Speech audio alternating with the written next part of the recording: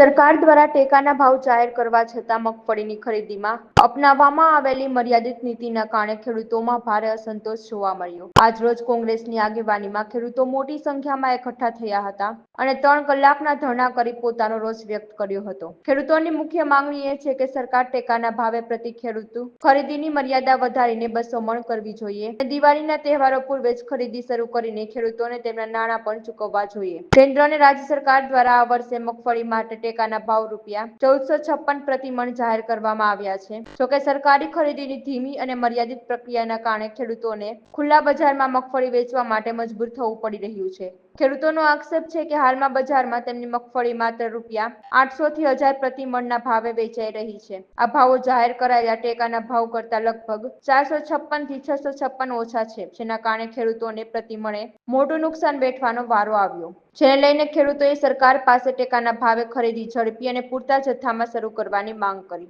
સિદ્ધપુર તાલુકા પંચાયત સદસ્ય રાજકોટ આજરોજ રાજકોટ તાલુકા સમિતિ દ્વારા રાજકોટના બહુમાળી રેસકોર્સ ભવન ખાતે ધરણાનો કાર્યક્રમ રાખ્યો છે। ધરણાનો મુખ્ય હેતુ એ છે કે અમે 8 દિવસ પહેલા સરકારને ખેડૂતોને જે ટેકાની મગફળી ખરીદ કરવાની છે એ બાબતે કેટલો જથ્થો લેવાનો છે એ જાહેરાત કરે, પણ આજ 8 તારીખ થઈ છતાં સરકાર દ્વારા એક પણ જાહેરાત કરવામાં આવેલ નથી કે મગફળીની ટેકાની જે જથ્થો છે એ કેટલો ખરીદશું। તો અમારી આ ધરણાનો મુખ્ય હેતુ છે કે આવનારા સમયમાં જો આ જાહેરાત હવે 8 દિવસમાં સરકાર દ્વારા નહીં કરવામાં આવે કે ખેડૂત દીઠ 200 મણ મગફળી લેવામાં નહીં આવે તો અમે જલદ આંદોલન કરશું અને આવનારા દિવસોમાં જરૂર પડશે તો રસ્તા રોકો આંદોલન પણ કરવાના છીએ।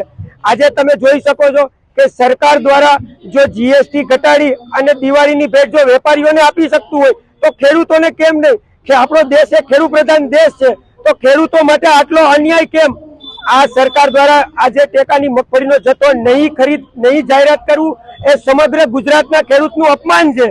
તો આજે અમે જ્યાં ધરણા ઉપર બેઠા છે એની મુખ્ય માંગણી એવી છે કે આગામી સમયમાં જે ટેકાના ભાવે મગફળી ખરીદ કરવાની છે એ 200 મણ ખરીદ કરવામાં આવે, અન્યથા ખેડૂત નહીતર પાયમાલ થઈ જાય પરિસ્થિતિ જોવો। આજે કમોસમી વરસાદને કારણે આજે તમે જોઈ શકો છો કે ખેડૂતને કેટલું નુકસાન થયું છે। આ એ જ ખેડૂત છે કે જે પ્રધાનમંત્રી અને ગૃહમંત્રીની સભાઓ સફળતા કરાવે છે। તો હવે જ્યારે ખેડૂતને જરૂર છે તો આ સરકાર કેમ નમાલી થઈને બેઠી છે? અમે આગામી દિવસોમાં રાજકોટ તાલુકા કોંગ્રેસ સમિતિ દ્વારા આ માંગ નહીં સંતોષાય તો અમે જલદથી જલદ કાર્યક્રમ કરવા માટે તૈયાર છીએ, જેની સરકારને ચેલેન્જ આપીએ છીએ।